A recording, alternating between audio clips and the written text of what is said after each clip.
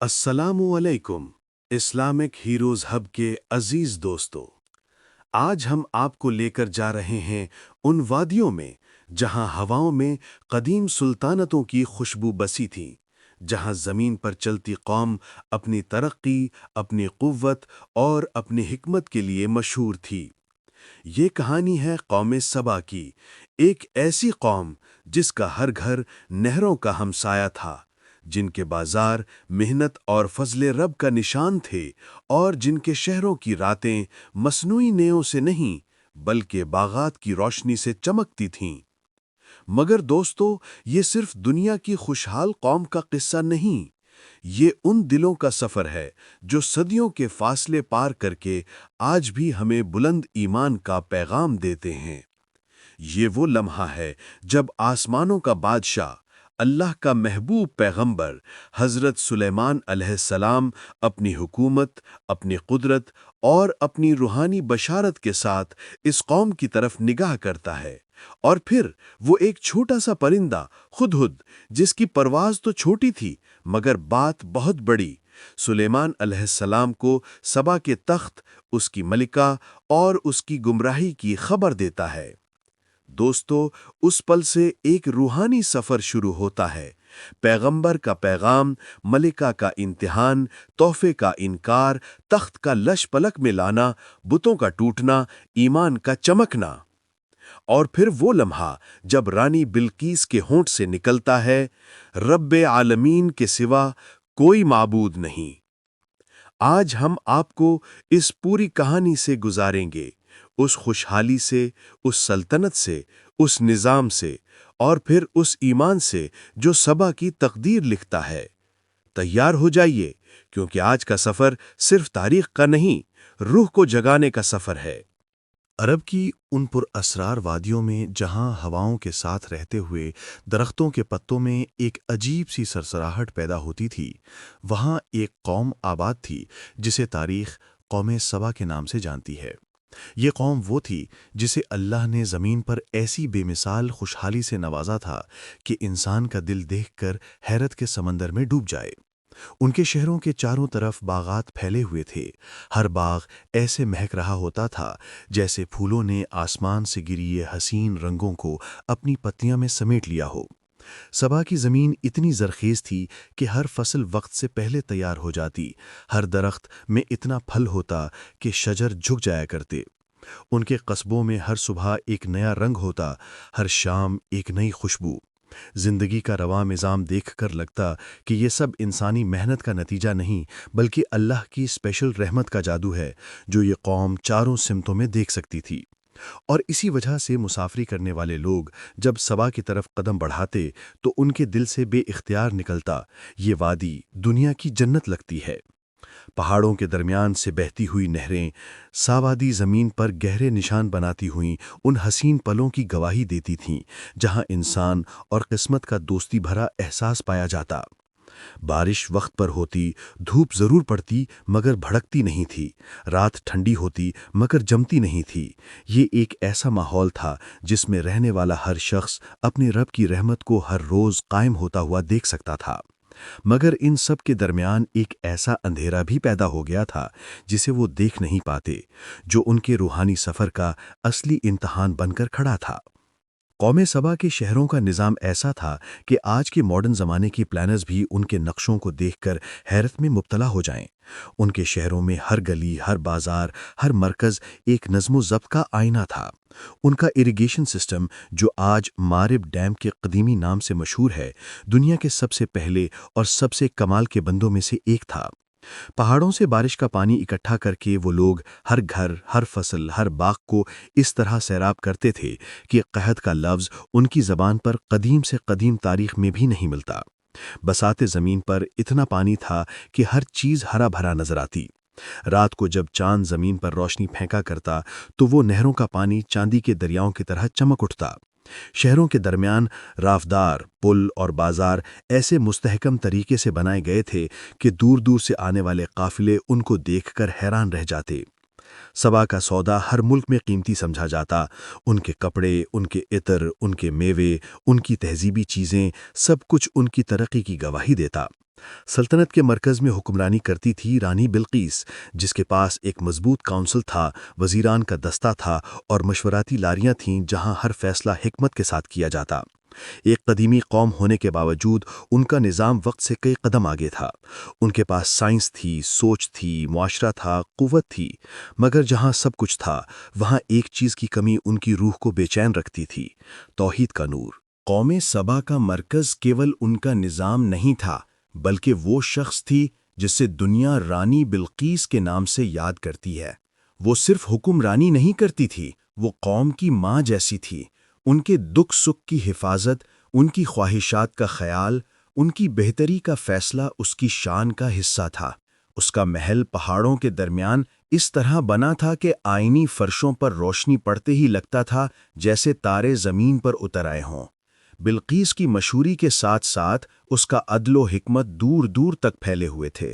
ہر فیصلہ غور و فکر سے ہوتا، ہر مشورہ تمیز اور علم کی بنیاد پر۔ لوگ جب اس کے محل کے اندر داخل ہوتے تو محسوس کرتے کہ وہ کسی عام حکمران کے پاس نہیں، بلکہ کسی ایسی ملکہ کے حضور میں ہیں جو دل اور عقل دونوں سے حکومت کرتی ہے۔ لیکن اس تمام روشن منظر کے ساتھ ایک روحانی دھن بھی تھی جو اس قوم کو اندھیرے میں رکھے ہوئے تھی۔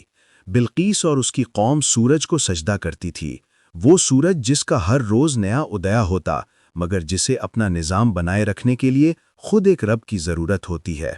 یہ شرک کا اندھیرا، یہ گمراہی کا پردہ ان کی روحانی زندگی کو قبول حق سے دور رکھے ہوئے تھا۔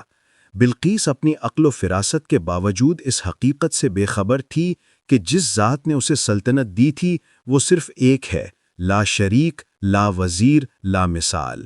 اور اب اللہ نے اس قوم کی طرف ایک نور بھیجنا تھا، ایک نور جس کا نام سلیمان آس تھا۔ حضرت سلیمان آس کی سلطنت ان تمام سلطنتوں سے بڑھ کر تھی جو انسان نے تاریخ میں محسوس کی۔ ان کے پاس ایک ایسی حکومت تھی جس میں انسان بھی، جن بھی، پرندے بھی اور ہوائیں بھی ان کے حکم کی پابند تھیں۔ ان کی مجلس میں جب جن حاضر ہوتے تو زمین ہلکی سی تھر تھراتی جیسے قدرت کا پیغام زمین کو سنایا جا رہا ہو۔ جب پرندے اپنی اپنی صفوں میں سجے ہوتے تو وہ اپنی اپنی زبان میں سلیمان آس کی تعریف کرتے۔ اللہ نے انہیں علم بھی دیا تھا، حکمت بھی، اور ایسی نظر دی تھی جو دنیا کے پردے کو صرف ظاہری روپ میں نہیں بلکہ حقیقت کے روپ میں بھی دیکھ سکتی تھی۔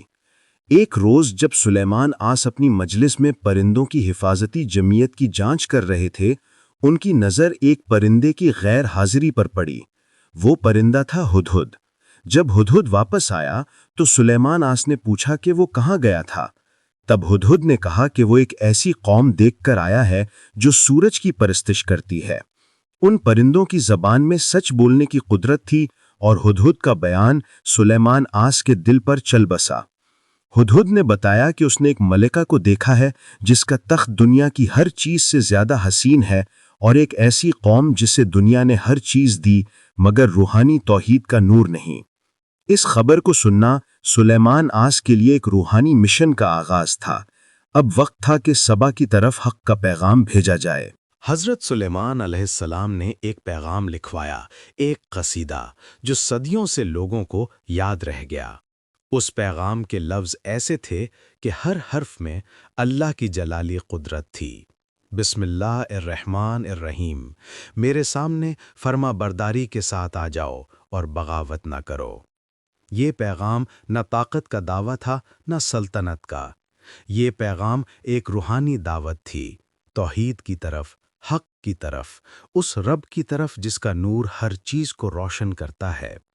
سلیمان علیہ السلام نے یہ قصیدہ ہدہد کے پروں کے حوالے کیا اور فرمایا کہ اسے سبا کی ملکہ کے ہاتھ تک پہنچا دے۔ ہدہد آسمان کے سینے کو چیر کر اڑا، پہاڑوں کو پار کرتا، نہروں کے اوپر سے گزرتا اور سبا کے محل کے آنگن میں جا گرتا جہاں بلقیس اپنے حکمرانوں کے درمیان بیٹھی تھی۔ جب اس نے پیغام پڑھا تو اس کے دل میں لرزش پیدا ہوئی، کیونکہ ان الفاظ میں وہ قوت تھی جو کسی انسانی ہاتھ سے نہیں نکلی تھی۔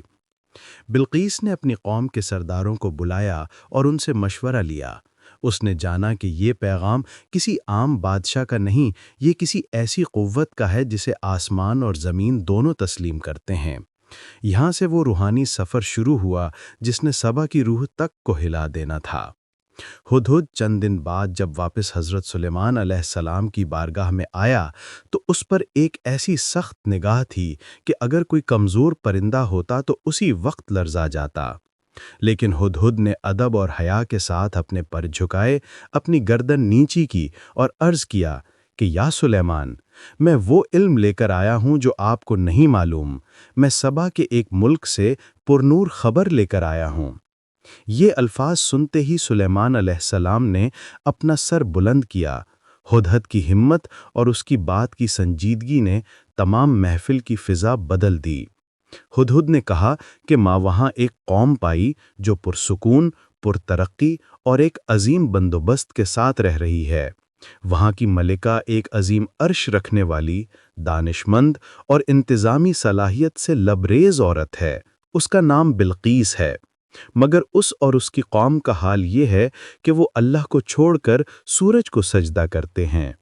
یہ بات حضرت سلیمان علیہ السلام کے لیے سب سے زیادہ تکلیف دہ تھی، کیونکہ تمام قدرت اور نظام جس کا وہ لشکر بھی ایک نمونہ تھا، اللہ کی ربوبیت کا سبب تھا۔ کیسے کوئی قوم چاہے کتنی ہی عظیم ہو، اپنی سجدہ گاہ کو مخلوق بنا سکتی تھی؟ ہدہد نے پوری وفا کے ساتھ یہ بھی بتایا کہ وہاں کا نظام اس قدر متحد اور سخت ہے کہ رانی کے سوا کوئی بھی اہم فیصلہ کرنا تو کیا، اس کی محفل کے دروازے تک اپنی مرضی سے پہنچ بھی نہیں سکتا۔ مگر پھر بھی وہ لوگ غفلت کی زنجیروں میں بند کر رہ گئے ہیں۔ حضرت سلیمان علیہ السلام نے ہدہد کی بات سنی، سوچا اور پھر فرمایا کہ ہم دیکھتے ہیں کہ تم نے جو بات کہی ہے وہ سچ ہے یا جھوٹ۔ ان بنے ایک نام دعوت کا خط لکھوا کر ہدہد کے حوالے کیا تاکہ وہ اسے بلقیس تک موہوم اور جلدی پہنچا دے۔ یہ خط صرف کاغذ اور سیاہی نہیں تھا، یہ حق کی طرف سے بلاوا تھا، ایک پیغام تھا جو ایک قوم کی تقدیر بدل دینے والا تھا۔